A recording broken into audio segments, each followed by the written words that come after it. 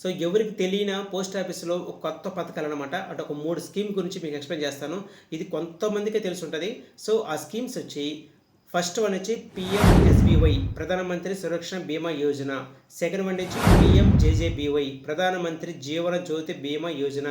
Third one వచ్చి APY Atal pension Yojana. So first one PMSBY అంటే ప్రధానమంత్రి సురక్ష బీమా యోజన. ఇది కేవలం సంవత్సరానికి ₹20 మాత్రమే. అంటే రోజుకి ₹2 కానీ పే చేస్తే మీకు 2 లక్షల అమౌంట్ అయితే రావడం జరుగుతుంది. అయితే ఇది కేవలం యాక్సిడెంట్ వల్ల చనిపోతే మీ యొక్క నామినీకి 2 లక్షల అమౌంట్ గవర్నమెంట్ నుంచి రావడం జరుగుతుంది.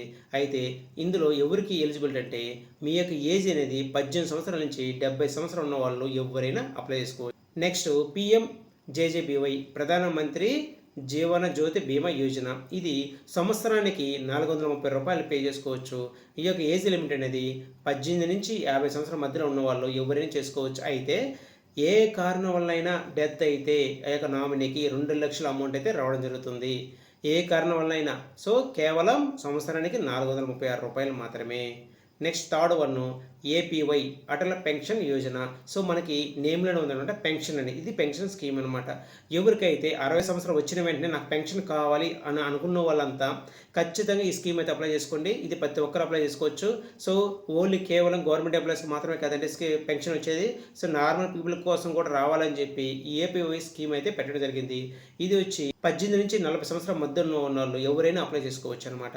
అయితే ఈ యొక్క మనకి పెన్షన్ మీకు ఎలాంటి అంటే ఎన్ని రూపాయల పెన్షన్ కావాలి అని అనుకుంటే మీరు ఎంటర్ అయినప్పుడు ఏజీకి ఆ యొక్క అమౌంట్ అనేది క్యాలిక్యులేట్ చేయడం జరుగుతుంది. సపోజ్ మీ యొక్క వయసు 40 సంవత్సరాలు ఉన్నప్పుడు కానీ ఏపీవై తీసుకుంటే ఈ యొక్క పెన్షన్ స్కీమ్ తీసుకుంటే అంటే మీరు 20 సంవత్సరాలు కట్టాలి. అంటే 60 వచ్చేదాకా కడితే మీకు ఎన్ని రూపాయల పెన్షన్ అనేది ముందే ఎంచుకోవాలి. నాకు 5,000 పెన్షన్. ఇందులో మనకి ₹1000 నుంచి 5,000 దాకా పెన్షన్ స్కీమ్ ఉంటుందన్నమాట. ₹1000 కావాలన్న వాళ్ళకి 2,000, 3,000, 4,000, 5,000. సపోజ్ మీకు ₹1000 పెన్షన్ కావాలంటే 40 సంవత్సరాలు ఉన్న వాళ్ళు ఎంత కట్టాలి?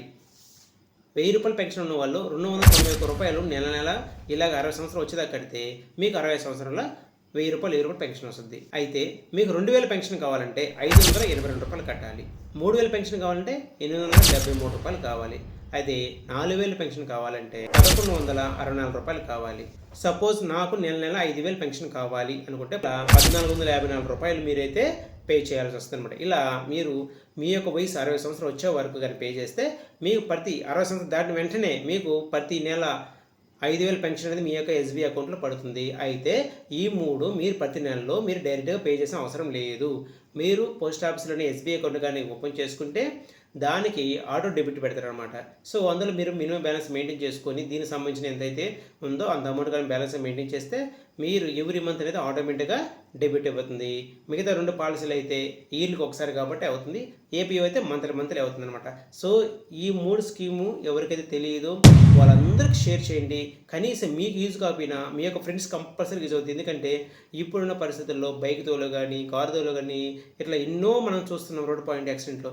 సో అలాంటి వాళ్ళు కనీసం మీ నుంచి జస్ట్ ఈ వీడియో షేర్ చేయడం వల్ల 2 లక్షల వాళ్ళకి మీరు గవర్నమెంట్ నుంచి ఇప్పించిన వాళ్ళు అవుతారు. దయచేసి ₹436 ఎక్కడ పడదనుకోండి. మన సంవత్సరానికి ఒక నెలలో ఒక బిర్యానీ తినలేదు అనుకుంటే మీరు 2 లక్షలు మీ పేరు మీద ఉన్నట్టు అనమాట. సో దయచేసి మీ యొక్క ఫ్రెండ్స్ ఫ్యామిలీ మెంబర్స్ అందరికి షేర్ చేయండి. ఇలాంటి మరిన్ని వీడియోల కోసం మన ఛానల్ సబ్స్క్రైబ్ చేసుకోండి. ఈ వీడియో మీకు ఇన్ఫర్మేషన్ ఉందనుకుంటే లైక్ చేసి షేర్ చేసి సబ్స్క్రైబ్ చేసుకోండి. Thank you friends. Thank you for watching.